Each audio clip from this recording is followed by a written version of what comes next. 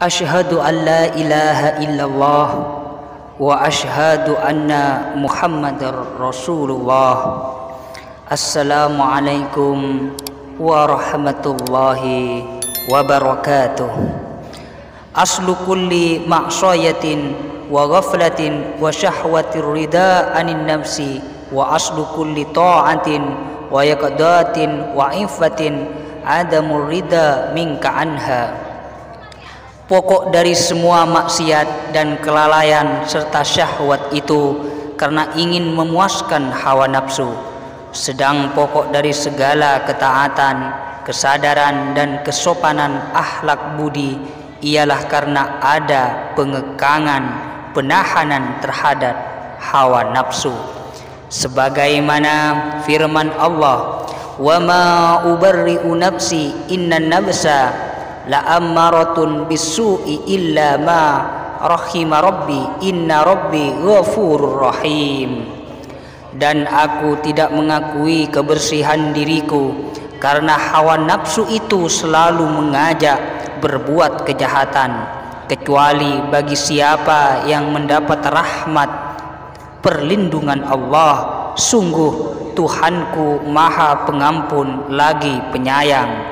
Yusuf 53. Abu Hafsi berkata, siapa yang tidak menuduh hawa nafsunya sepanjang masa dan tidak menentangnya dalam segala hal dan tidak menariknya ke jalan kebaikannya, maka ia telah tertipu. Dan siapa yang memandang padanya dengan merasa sudah baik, berarti telah membinasakannya. Al-Junaidi berkata, jangan mempercayai hawa nafsumu meskipun telah lama taat kepadamu untuk berbuat ibadah kepada Tuhanmu. Al-Bushiri dalam burdanya berkata tentang selalu hawa nafsu dan syaitan, dan jangan menurutkan keduanya meskipun keduanya itu memberi nasihat kepadamu untuk berbuat kebaikan. Tetap engkau harus curiga dan berhati-hati. Dan sekiranya engkau berkawan seorang bodoh dan tidak menurutkan hawa nafsunya, lebih baik daripada berkawan seorang alim yang selalu menurutkan hawa nafsunya. Maka ilmu apakah yang dapat digelarkan bagi seorang alim yang selalu menurutkan hawa nafsunya itu? Sebaliknya, sebodoh apakah yang dapat disebutkan bagi seorang yang sudah dapat mengekang menahan hawa nafsunya? Bagaimana akan dinamakan bodoh seorang yang telah dapat menahan dan mengekang hawa nafsunya sehingga membuktikan bahwa semua amal perbuatannya hanya semata-mata untuk keridhaan Allah dan bersih dari dorongan hawa nafsu? Sebaliknya, apakah arti suatu ilmu yang tidak dapat menahan atau memimpin hawa nafsu dari sifat kebinatangan dan kejahatannya? Dalam sebuah hadis ada keterangan, al-mar'u ala dini khalilihi falyandur ahadukum mayyukhalil. Seorang itu akan mengikuti pendirian sahabat karibnya. Karena itu hendaknya seorang itu memperhatikan siapakah yang harus dikawaninya. Ahli syair berkata, man asyaral asyrafa asya musyarrafan wa muashirul andali ghairu musyarraf. Man asyaral asyrafa asya musyarrafan wa muashirul andali ghairu musyarraf. Siapa bergaul dengan orang-orang yang baik akan hidup mulia, dan yang bergaul dengan orang-orang yang rendah akhlaknya pasti tidak mulia.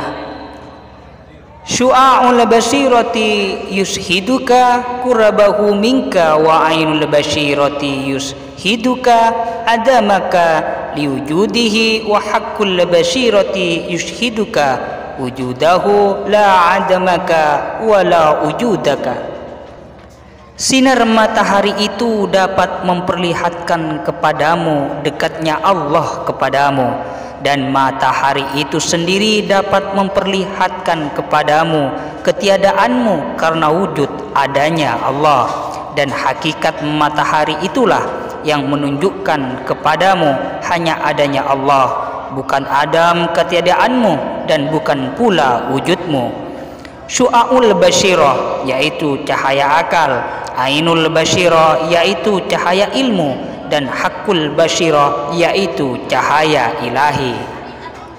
Maka orang-orang yang menggunakan akal mereka masih merasa adanya dirinya dan dekatnya kepada Tuhan, yakni Allah selalu meliputi mereka dan mengurung mereka. Sedang orang-orang yang menggunakan nurul ilmu merasa dirinya tidak ada jika dibandingkan dengan adanya Allah. Sedang ahli hakikat hanya melihat kepada Allah dan tidak melihat apapun di sampingnya. Bukannya mereka tidak melihat adanya alam sekitarnya, tetapi karena alam sekitarnya itu tidak berdiri sendiri, tetapi selalu berhajat kepada Allah, maka adanya alam ini tidak menarik perhatian mereka. Karena itu mereka menganggap bagaikan tidak ada. Kana Allahu wala syai'a ma'ahu wa huwal ana ala ma kana alaih. Telah ada Allah dan tiada suatu di sampingnya, dan ia kini sebagaimana adanya semula. Demikian contoh makam fana, tiada melihat sesuatu kecuali Allah. Bagaikan seorang di dalam gedungnya, kemudian ia mengisi rumah dengan segala perabot dan boneka atau patung. Lalu ditanya, siapakah yang ada di dalam gedung itu? Jawabnya, hanya ia seorang, yakni semua boneka dan berhala itu tidak dapat disebut sebagai teman atau kawannya. Demikian orang ahli hakikat tidak melihat adanya sesuatu yang dapat disebut di samping Allah.